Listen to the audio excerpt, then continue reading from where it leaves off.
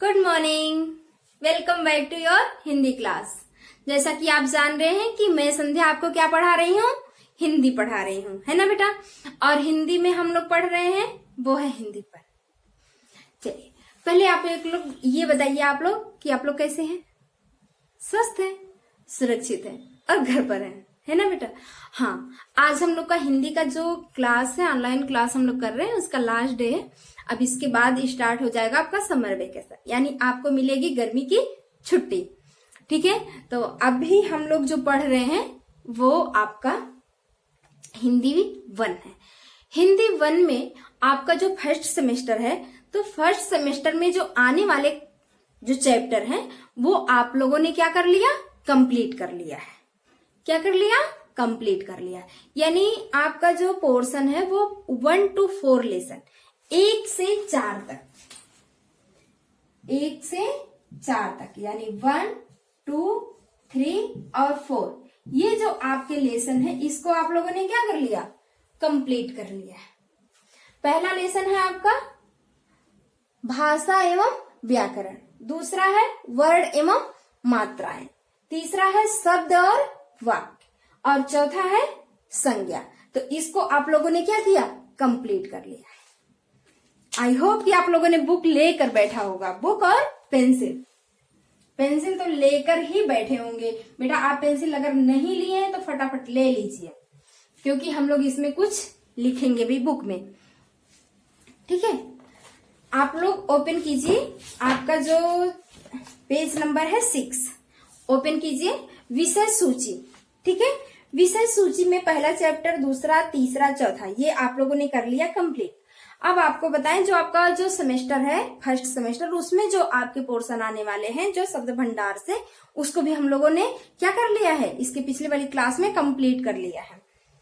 विलोम भी कर लिया 1 to 10, पर्यायवाची भी कर लिया 1 to 8, अनेकार्थी भी कर लिया, अनेक शब्दों के लिए एक शब्द भी कर लिया, अशुद्धि शोधन भी कर लिया, मुहावरे कर लिया, और पत्र बीच में छोड़कर हम लोगों ने क्या कर लिया, अनुच्छेद कंप्लीट कर लिया।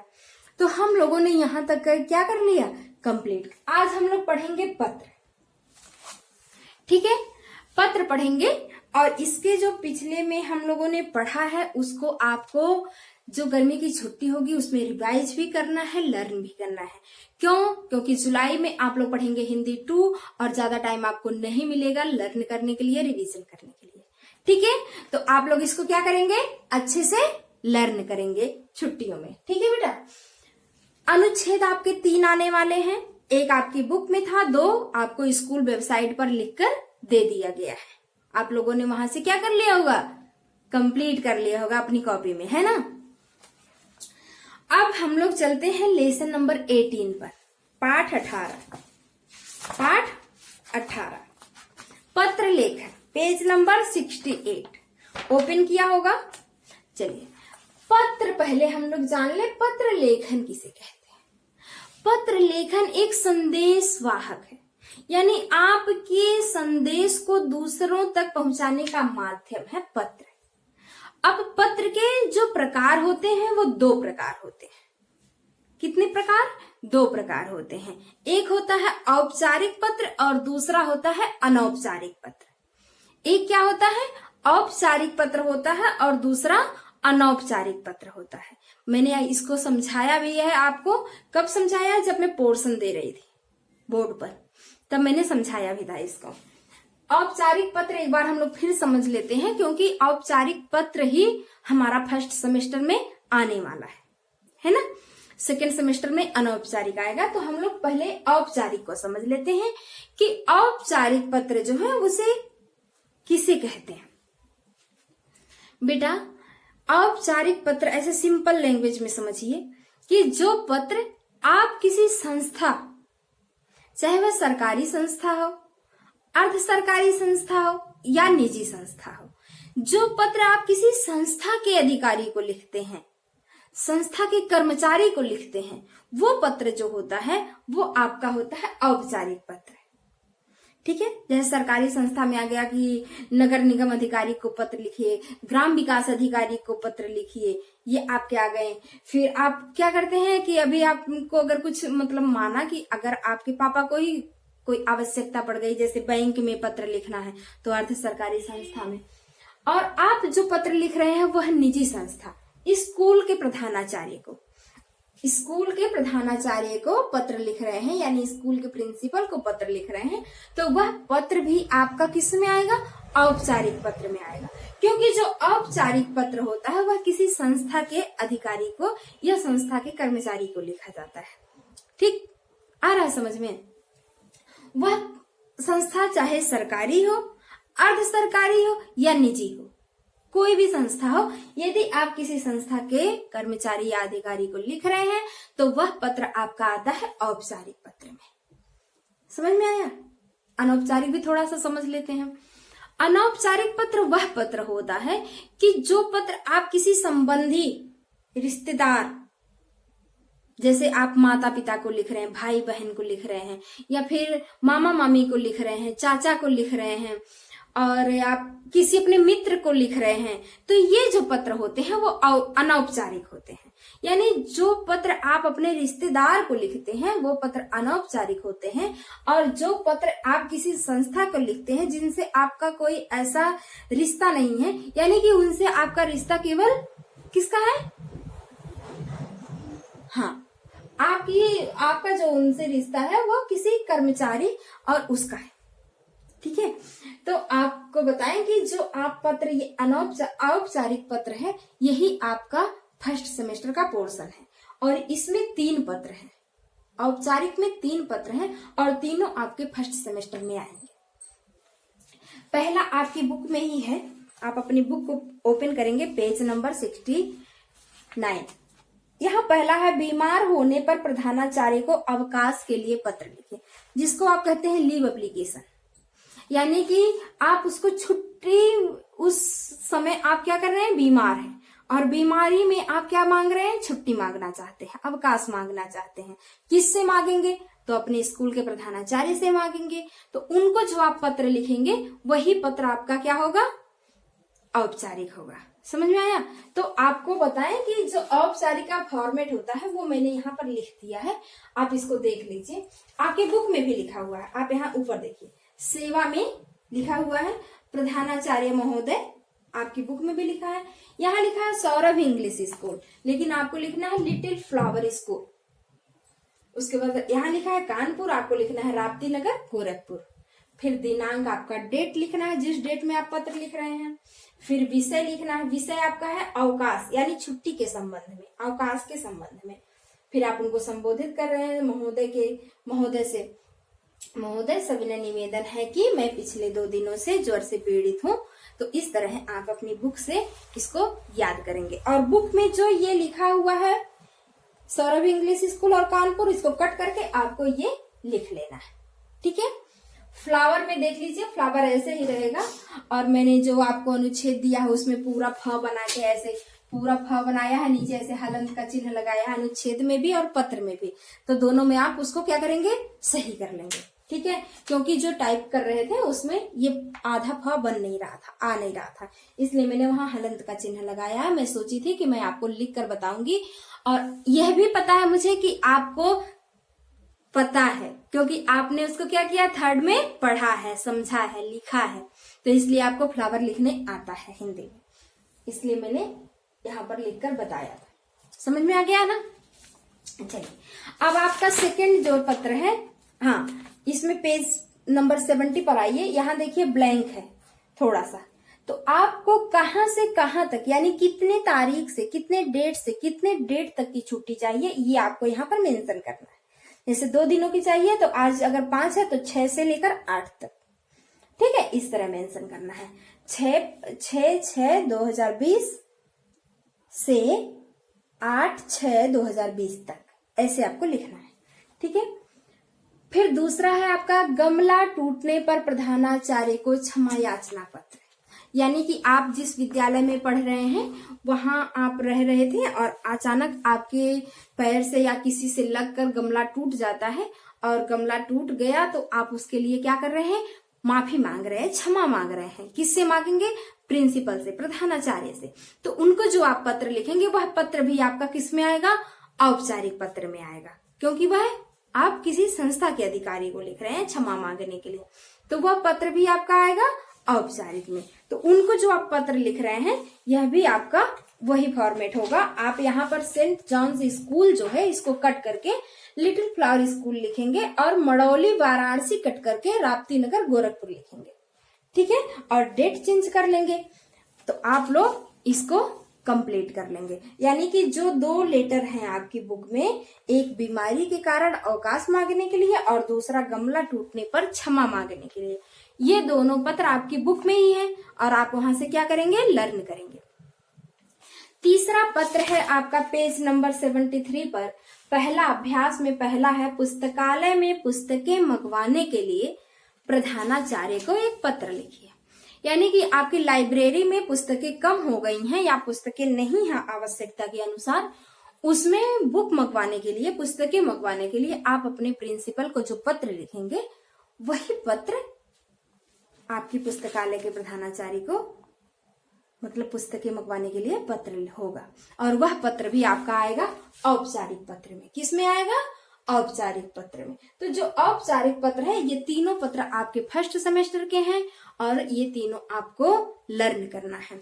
तीसरा जो पत्र है पुस्तकालय वाला, ये मैं आपको स्कूल वेबसाइट पर दे दूंगी, आज ही आप वहां से डाउनलोड करेंगे और कंप्लीट करेंगे अपनी कॉपी में। आ गया समझ में सबको? यस। तो हमें यह भी आशा है कि आप लोगों को, जैसे कि पिछली क्लास में पढ़ाया गया है कि अनुच्छेद कौन कौन सा आएगा, उसको कैसे लर्न करना है, विलोम कितना आएगा, कितना पर्यायवाची आएगी, अनेकार्थी, अनेक शब्दों के लिए एक शब्द, मुहावरे, अशुद्धि शोधन, ये सब आप प्रिपेयर करेंगे। छुट्टियों में बैठकर लर्न करेंगे और लिख कर लर्न करेंगे। लिख कर लर्न करने से क्या होता है, मात्राओं में भी सुधार होती है और आपको लॉन्ग टाइम के लिए यानी बहुत ज्यादा समय के लिए याद भी रहता है। आ गई बात समझ में? बहुत अच्छे, ठीक है। तो आपको पत्र समझ में आ गया है ना। और अनुच्छेद आपको 2 तो आपको स्कूल वेबसाइट पर मिला होगा, एक आपकी बुक में है, तो यह भी आप लोगों ने क्या कर लिया होगा, कंप्लीट कर लिया होगा। पहला आपका था कि यदि मैं तितली बन जाऊं, ये आपकी बुक में है। यदि मैं बस्ता होता और अपना विद्यालय, ये आपको स्कूल वेबसाइट पर दिया गया था, है ना। आई होप कि आप लोगों ने वहां से क्या किया होगा, कंप्लीट किया होगा, है ना बेटा। चलिए अब हम लोग थोड़ा सा जान लेते हैं समर असाइनमेंट के बारे में। पहले समर असाइनमेंट जानने के बाद पहले हम लोग जान ले, और भी है आपकी बुक में अपठित गद्यांश। ये आपके लिए नया है क्योंकि आपने 3rd में अपठित गद्यांश नहीं पढ़ा था, है ना। तो अपठित गद्यांश में आप देखेंगे आपकी बुक में है, ऐसे गद्यांश जो आप ना पढ़े हों उसी को कहते हैं अपठित गद्यांश। यानी कि जिसको आपने पहले नहीं पढ़ा है। इसमें क्या होता है कि आपको इसमें एक पैराग्राफ देना है, एक पैराग्राफ दिया जाता है एग्जाम में, और उस पैराग्राफ को पढ़ करके उससे संबंधित प्रश्न दिए जाते हैं। उसी पैराग्राफ में ही उसका आंसर होता है और उससे संबंधित जो प्रश्न दिए जाते हैं उसके आंसर उसी पैराग्राफ से ढूंढकर लिखना होता है। आ रहा है समझ में ना। तो आपको अपठित गद्यांश में ये पेज नंबर देखिए 76 पर है। इसमें जो आपके पैराग्राफ है वो है, चाचा नेहरू जी का पूरा नाम पंडित जवाहरलाल नेहरू था। उनका जन्म 14 नवंबर सन 1889 यानी 14 नवंबर सन 1889 ईस्वी को इलाहाबाद में हुआ था।